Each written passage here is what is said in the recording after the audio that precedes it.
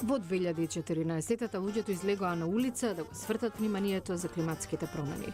Трудовиот лидер Џорџ Грешам се приклучи на околу 400.000 други на народниот марш за климатски промени во септември во Њу Йорк.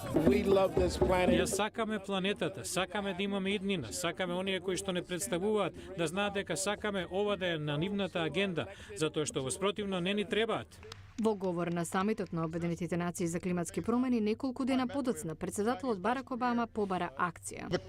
Климата се менува побрзо од нашите напори да сториме нешто за тоа. Ги слушаме алармантните звона. Само 2 степена над температурата што постоела пред индустријските времења предизвикува непоправлива штета на планетата, предупредува Майкл Опенхаймер, професор по геолошки науки на Универзитетот Принстон. Тоа значи дека владите треба брзо да реагираат, заради што голем фокус беше на состанокот во Лима и на предстојниот во Париз по една година.